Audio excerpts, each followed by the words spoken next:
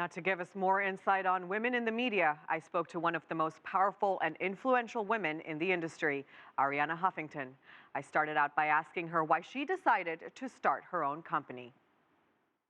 So the Huffington Post is going to be 10 years old in May.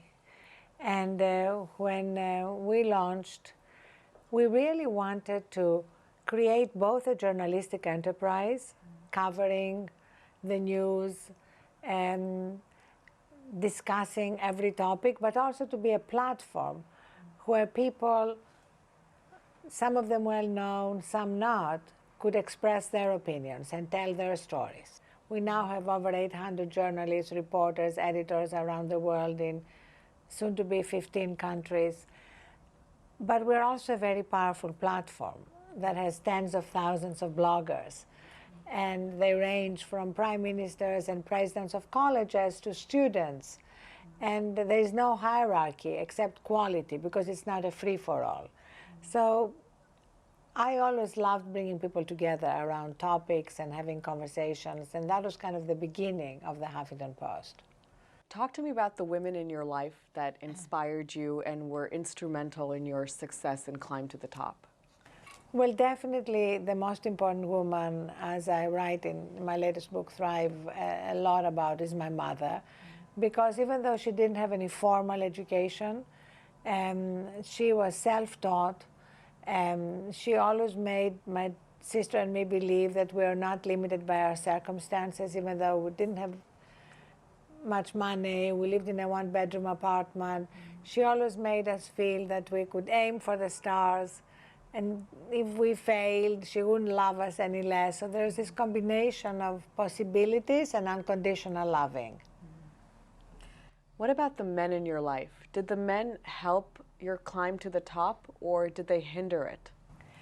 Well, I was quite lucky with the men in my life.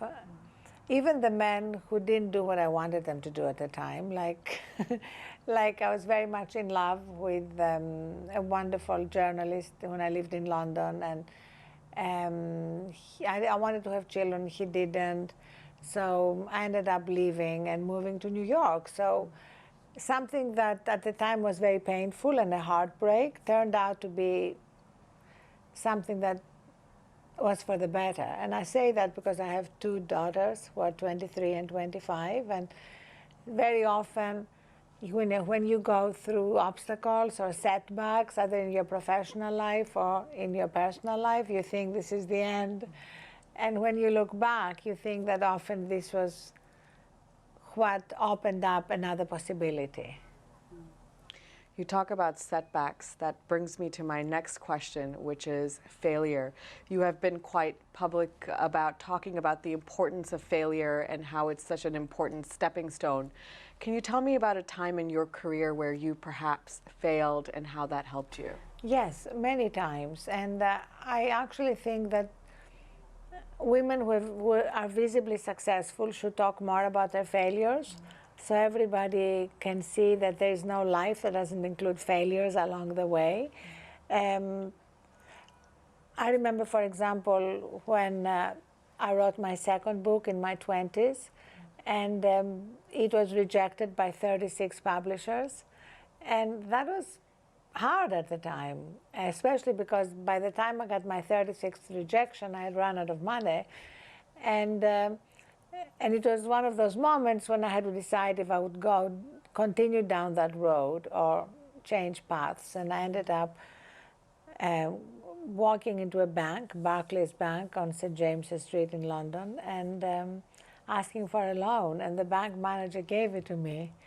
And I think that's a good lesson for all of us, that sometimes, even in the darkest moment, it's like in fairy tales when the hero or the heroine are caught in a dark forest and the helpful animals come out and help them find the way. In life, too, there are these helpful animals disguised as human beings. And when we remember that, then these failures, these dark moments become less difficult to handle. Media as an organization is often considered to be one of the key pillars of democracy. How do you think media organizations around the world can work together or independently to help propel women's rights forward? The media generally have to do a much better job at focusing on what is working, not just what is dysfunctional, including in the area of women, to bring in new role models for women. One of the things we are doing here is profiling women who are doing their success differently, like Padma Warrior, who is the Chief Technology Officer of Cisco, who talks openly about sleeping, meditating, writing haikus, doing a digital detox, because young women especially need some new role models, not just the burnt out women and men at the top. Today, there are a record 105 women in Congress.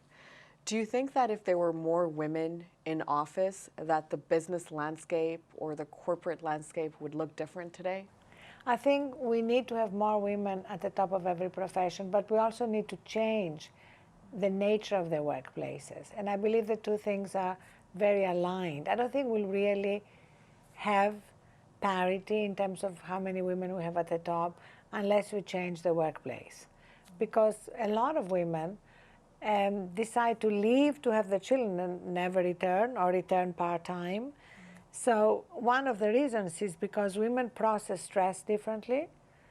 Women, for example, in stressful jobs have a 40% higher risk of heart disease. And so a lot of them don't want to pay that price. What is your advice for working women around the world?